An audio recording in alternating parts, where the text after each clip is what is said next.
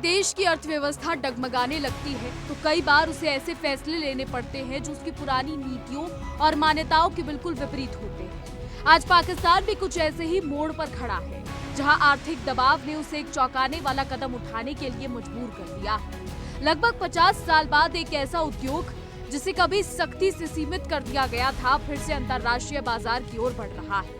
ये सिर्फ एक व्यापारिक निर्णय नहीं बल्कि बदलती परिस्थितियों, आर्थिक जरूरतों और रणनीतिक सोच का संकेत है, जो ये दिखाता है कि जब हालात बदलते हैं तो फैसले भी बदलने पड़ते हैं। पाकिस्तान इस समय गहरे आर्थिक संकट से गुजर रहा है। बढ़ता कर्ज, गिरती मुद्रा और सीमित विदेशी निवेश ने देश की अर्थव्यवस्था को दबाव में ला दिया है। ऐसे में एक ऐसा फैसला सामने आया है जिसने दुनिया का ध्यान अपनी ओर खींच लिया है।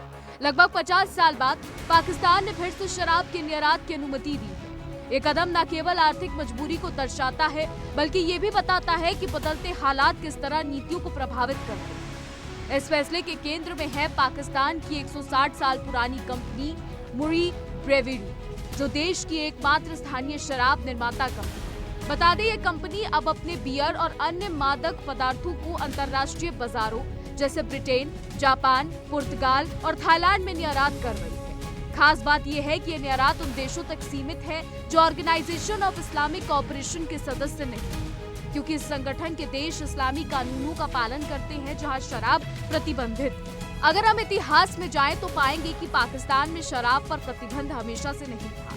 1977 तक ये सभी नागरिकों के लिए उपलब्ध थी, लेकिन उसी वर्ष तत्कालीन प्रधानमंत्री जुल्फिकार अली भुट्टो ने इस्लामी समूहों के दबाव में आकर देश में शराब पर पूर्ण प्रतिबंध लगा दिया। इस निर्णय ने न केवल समाज पर असर डाला बल्कि कई कंपनियों को भी बड़ा झटका दिया। इसके बाद से पाकिस्तान में शराब केवल गैर मुस्लिम नागरिकों और विदेशी लोगों के लिए सीमित नियमों के तहत उपलब्ध रही। बिक्री लाइसेंस प्राप्त दुकानों से होती है और सेवन भी नियंत्रित स्थानों तक सीमित रहता है। यानी एक तरफ देश के भीतर कड़े नियम है, वहीं अब बाहर के बाजारों में शराब बेचने की रणनीति अपनाई जा रही है। बता दें कि मुरी ब्रेवरी का इतिहास भी अपने आप में दिलचस्प है। इसकी स्थापना 1860 के दशक में ब्रिटिश उद्यमियों ने की थी, जब भारत और पाकिस्तान एक ही देश थे। उस समय इसका उद्देश्य ब्रिटिश सैनिकों को बियर उपलब्ध कराना था।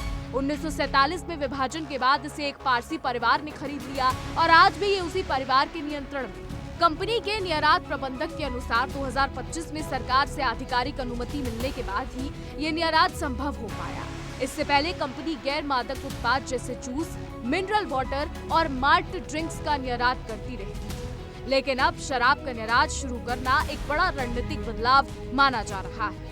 ये कदम केवल व्यापारिक निर्णय नहीं है बल्कि पाकिस्तान की आर्थिक स्थिति का प्रतिबिंब भी है। जब देश को विदेशी मुद्रा की जरूरत होती है तो सरकारें अक्सर ऐसे फैसले लेती हैं जो पहले असंभव लगते थे। ये वही स्थिति है जहां मजबूरी इंसान से वो काम भी करवा देती है जिसकी पहले कल्पना भी नहीं की गई, और इस समय पाकिस्तान उसी दौर से गुजर रहा।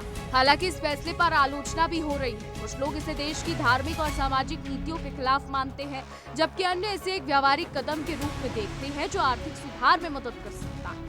सवाल ये है कि क्या ये कदम पाकिस्तान की अर्थव्यवस्था को स्थिर करने में सफल होगा या ये सिर्फ एक अस्थायी समाधान साबित होगा। अंत में ये कहानी केवल शराब निर्यात की नहीं है, ये एक देश की बदलती प्राथमिकताओं, आर्थिक संघर्ष और वैश्विक बाजार में टिके रहने की कोशिश की कहानी है। पाकिस्तान ने जो रास्ता चुना है वो आसान नहीं है, लेकिन ये निश्चित रूप से दर्शाता है कि परिस्थितियां जब बदलती हैं तो नीतियां भी बदलनी पड़ती हैं।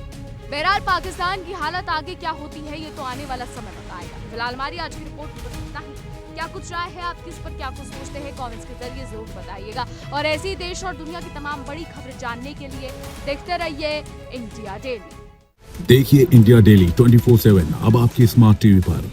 इंडिया डेली मौजूद है सभी डिजिटल प्लेटफॉर्म पर लाइव और लगातार। इंडिया डेली 24/7 हर दिन राष्ट्र को समर्पित।